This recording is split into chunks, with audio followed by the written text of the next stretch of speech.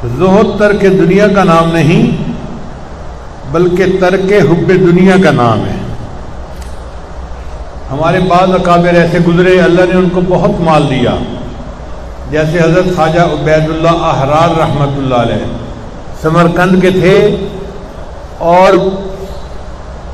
پورا شہر اور اس کی مارکیٹیں ان کی ملکیت تھیں، بہت امیر تھے، اور وہ اپنا مال اللہ کے راستے میں خوب خرچ کرتے تھے۔ ان کا ایک مشہور واقعہ ہے کہ مولانا جامی رحمۃ اللہ علیہ ایک بڑے عالم تھے، وہ استخارہ کرتے رہے کہ میں کس سے بیعت کروں، کس سے بیعت کروں، تو خواجہ عبید اللہ احرار کا نام آتا تھا، تو وہ چل پڑے کہ میں خواجہ عبید اللہ احرار سے جا کر بیعت ہوتا ہوں۔ چنانچہ حضرت خواجہ صاحب ایک جگہ بیٹھے تھے، اب چونکہ اللہ نے ان کو خوب مال دولت دی تھی تو وہ جہاں بیٹھتے تھے نیچے قالین بچھائے جاتے تھے، اور ان کے جو جانور تھے نا ان کی جو کیلیں تھیں وہ سونے کی بنی ہوئی ہوتی تھیں۔ ہمارے یہاں تو لوہے کی کیلیں گاڑتے ہیں نا جانور باندھنے کے لیے، اور خیمے کی جو میخیں ہوتی ہیں وہ بھی لوہے کی ہوتی ہیں، مگر ان کو اللہ نے اتنا دیا تھا کہ ان کے مریدوں نے ان کی خیموں کی جو کیلیں تھیں وہ سونے کی بنائی تھی کہ زنگ نہ لگے اور خراب نہ ہو۔ اب مولانا جامی رحمۃ اللہ جب گئے تو بڑے حیران کہ یہاں تو بہت ہی عجیب معاملہ ہے، میخیں بھی سونے کی بنی ہوئی ہیں اور نیچے قالین بچھے ہوئے ہیں اور اوپر بیٹھے سب لوگ ذکر اذکار کر رہے ہیں۔ تو انہوں نے یہ ساری جو ہے دنیا کی نعمتیں دیکھ کے ایک شعر پڑھا، نہ مرد از آن کہ دنیا دوست دارد، وہ مرد نہیں ہوتا جو دنیا کو دوست رکھے، وہ ولی نہیں ہو سکتا۔ تو انہوں نے یہ الفاظ پڑھے اور ملے بغیر واپس آ گئے کہ جی اس پیر سے کیا ملنا کہ جس کے پاس اتنی دنیا ہے، اپنا وقت ضائع کرنے والی بات ہے۔ نہ مرد از آن کہ دنیا دوست دارد، وہ ولی نہیں جو دنیا کو دوست رکھے، یہ کہہ کر واپس آ گئے۔ اب واپس راستے میں تھکے ہوئے تھے تو ایک مسجد میں وہ لیٹ گئے آرام کرنے کے لیے۔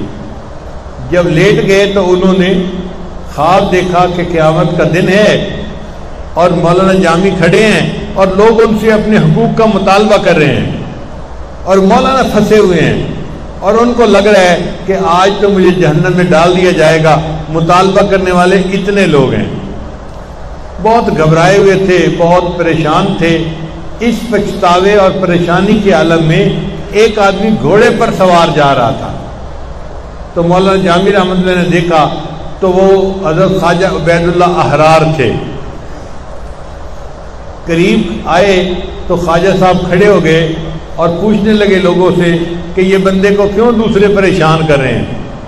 اس نے کہا جی اس نے دوسروں کے حقوق ادا کرنے ہیں اور حق والے اپنے حق کا مطالبہ کر رہے ہیں، اس لیے یہ پریشان ہے۔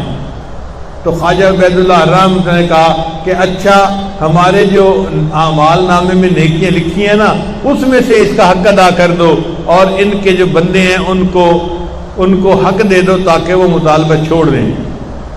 چنانچہ ان کے جو بندے تھے انہوں نے کہا کہ جی خواجہ صاحب کے نام اعمال میں بہت نیکیاں ہیں، جتنی نیکیاں لوگوں کو چاہیے ہم دے دیتے ہیں، مگر اس بندے کو تم کچھ نہ کہو۔